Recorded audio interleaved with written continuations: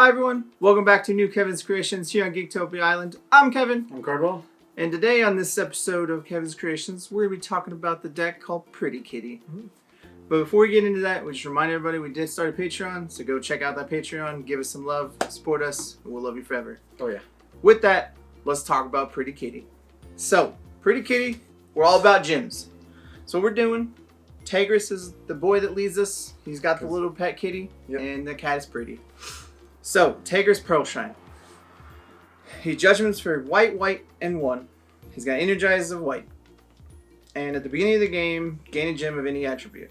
So you're like, cool, I'm going to gain a green gem. Yeah. Or a wind gem, however you want to call it. Green or wind, whatever. And then sealed item, Rainbow Jewel. Whenever a panda enters the battlefield under your control, gain a light gem, play this ability once per turn. So, you get free gems with all the pandas, but in this, you're kind of not really worried about it. You just use them as extra gems. Yeah, you're just trying to get as many gems as possible for the kitty. Yeah. Yeah, this is a little different than your normal gym deck, so, yeah. I mean, it's our channel. That's what we do. We have to play different. Exactly.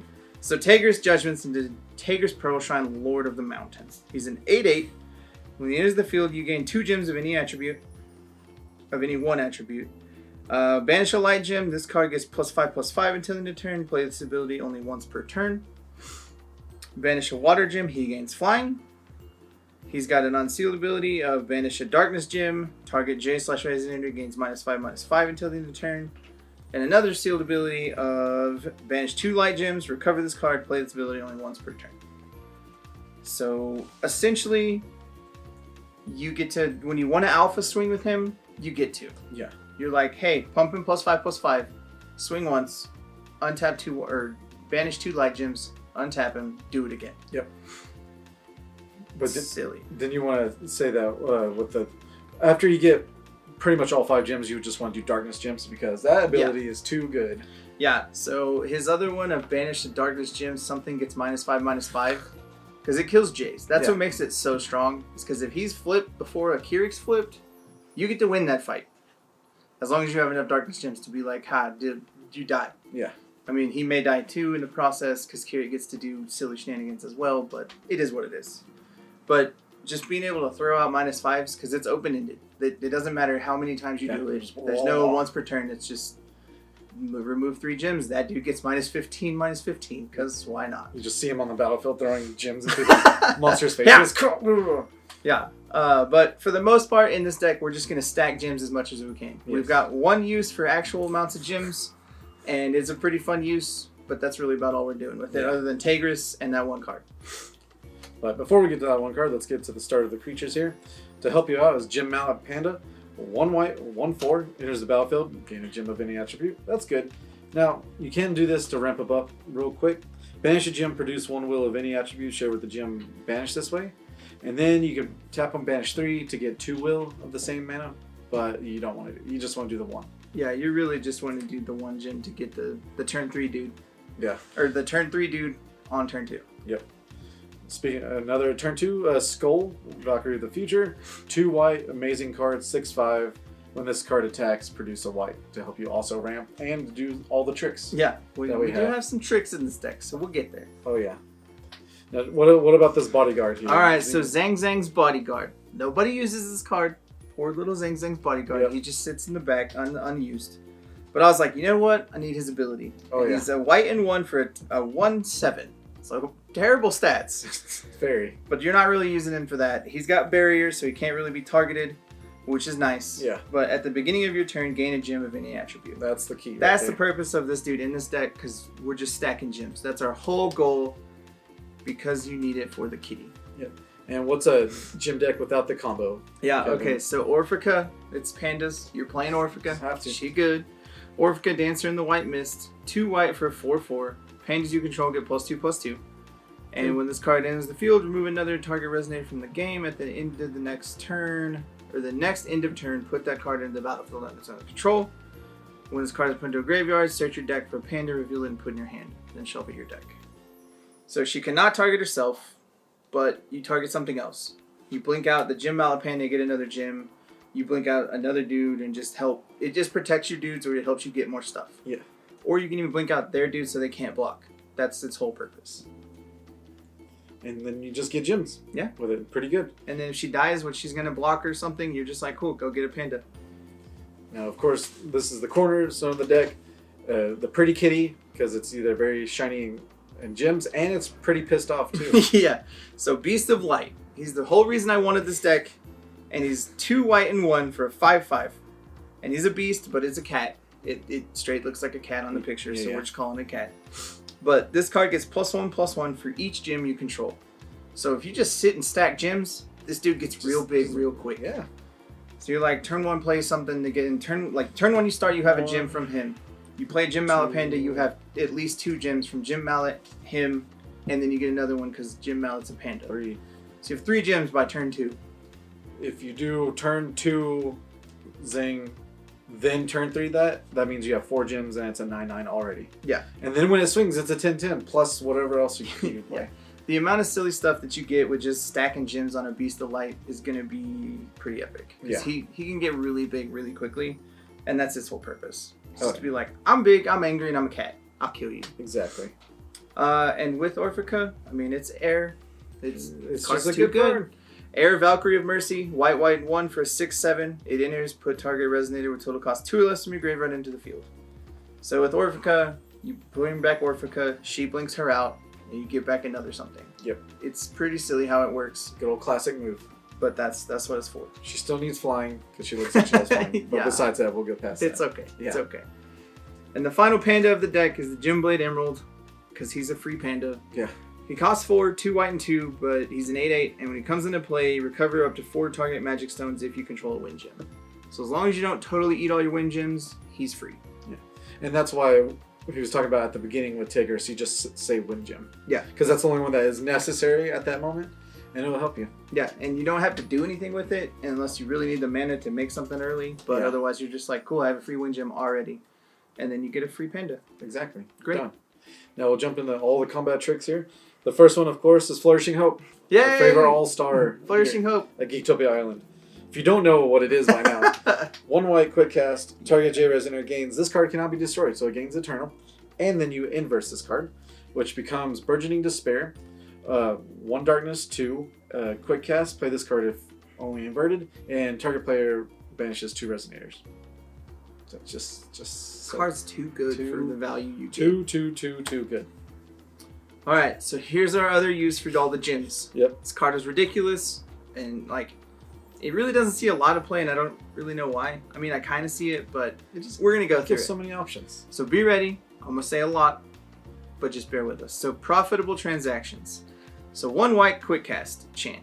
Choose up to 5. Banish a light gem if you do rest target resonator. Banish a fire gem if you do this card deals 600 damage to target resonator. Banish a water gem if you do return target resonator to its owner's hand. Banish a wind gem, draw a card. Banish a darkness gem, your opponent discards a card. All for 1 will. Hoorah! Like, I'll buy that for $1. Yeah. And so the reason it's fun is because with Skuld, you're like, swing, add a white, play this.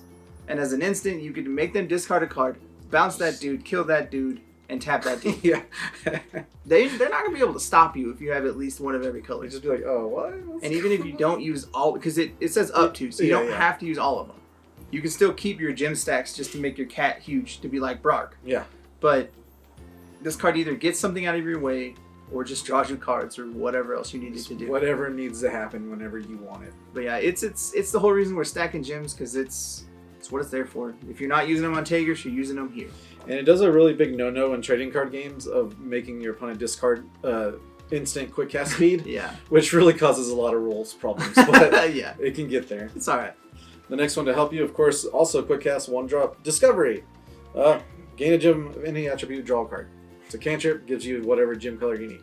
Sweet. Seems good. Sounds good. Now tell us what's with this jewel sword here. This little Alright, guy's so carrying. playing bad cards, because that's what we do here at our channel. Yep. Yeah. But Jewel Sword. It's 1 white, quick cast. Target Resonator gains +2/+0 until the end of turn. Gain a gem of any attribute. Then that Resonator gains +1/+0 for each different attribute among all gems you control. So essentially, if you have all 5 colors, that dude gets +7/+0. Yeah. And great. The reason I like it is because if you have all 5 colors, you almost doubled your Beast Cat in power. Yeah, pretty much. You're just like, hey, this dude's angry. Or your Skuld gets to wreck something when it attacks. Because you're like, swing, add a white, that thing's dead. Yeah. Because Skuld is big. It's just, it gives you that extra push. Because we're kind of an aggro deck in this. Even though it's like a weird aggro deck, but we're kind of an aggro deck. Yeah. And this pushes you over. And they really do not like this little panda having the sword in the picture. They are not happy. Yeah, and it doesn't use the gem. That's what's the great part about this card is it doesn't eat your gems up. Yeah, it just counts. It's all just of there. Them. So you help the gem cat, and you also help profitable transactions or Taegrus. Because either way, it gives you an extra gem to just be like doing things with. That's what it's for. That is the full 40 in the deck. It's got silly stuff with it. The stones, they're really, really simple. We've got 2 light magic stones. We have 4 of the magic stone of hope, which is the inverse white stone that adds a white on the main side, and then it inverses into the black or white stone when you judgment a ruler. Yep. And then we have 4 ore from the treasure mountain, which is Taegrus' stone that comes into play. You gain a light gem, and it adds a white. Yeah, simple as that. Just there for free gems to make your gem cat big. So even if you're like somehow get all 4 of those or all 3 of those back to back to back, your gem cat's insane. Yeah, you're not really losing out when you're like, hey, get a stone, get a gem. Great. You just essentially paid +1/+1 for your cat all day. There is a couple honorable mentions since we don't really do sideboards because you don't really know what your meta is going to do. Yeah, exactly. The first one is the Jeweler's Children, and it is a 1/1 for 1. When it is put into the graveyard from the battlefield, gain a water gem and a wind gem. So for a 1/1, you can just use it to block something. You get 2 gems. I wanted the mana ramp over him. That's the reason I used it. But if you need it to just block something or to give you extra gems, you can. For aggro, definitely. Yeah. We also have the Jewel Princess, which is also for aggro. She's 2 white for a 1/1. Comes in the field, destroy target rested Resonator, gain a gem of any attribute. This card is insane with Air, Valkyrie of Mercy, because you're just like, hey, Air, bring this back, kill that thing. And you just get to do all kinds of stuff. Yeah. There's also Rainbow Shimmers. It's essentially a super 4C. So it's 1 white, quick cast, choose one. Look at the top X cards of your deck, where X is the number of gems you control. Put a card from among them into your hand and the rest on the bottom of your deck in a random order. Or you can destroy target non-magic stone, non-J-ruler entity with total cost X or less, where X is the number of gems you control. That's pretty good for 1. So if you have lots of gems, you're just like, pay 1, I'm going to scry 5. Yeah. Put a card in my hand. And the picture is super cool too. Yeah, it's pretty legit. I didn't really want to try it because I feel like I have enough like card draw / get me there. Yeah. So I didn't really feel like I needed it, but you may want it against control because it gives you more options to get what you need. And the final card is also against aggro, and he's just a silly little panda that everybody likes. Xiang Zhang, the Holy Prince. So 2 white and 1 for an 8/8 panda. When he enters the field, reveal any number of pandas from your hand. You gain 200 life for each card revealed this way. Whenever you gain life, you may banish a light gem. If you do, this card deals damage to target Resonator equal to the amount of life you gained. And his God's Art is Ra's Blessing, white, white, white, and 4, your life becomes 4,000. So you're like, hey, let's reset. Thanks. Yep. Reset for myself. Enjoy that. And what's silly in this game is life gain like that, or like your life becomes, is treated as life gain. So you're like, cool, I'm going to go to 4,000. That thing takes 36. Yeah. Fuck out. Just explosion. You just get to explode one thing because you're gaining life if you banish gems.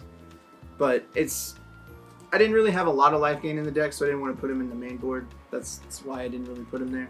He's good, but if you need it, you need it. And you can put him in the board if you want. Overall, the deck seems like it's going to be a lot of fun to play. I really just want to make a cat big and just hit somebody with it. So I'm looking forward to Beast of Light doing some work. But that's it, guys. The deck list will be down below. Thank you for joining us here today at Geektopia Island. We'll see y'all later. Goodbye.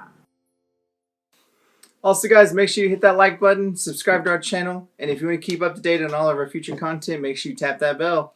And go ahead and check us out on our streams. Don't forget to support us on Patreon. And thank you for staying here on the island. Later, guys. Bye.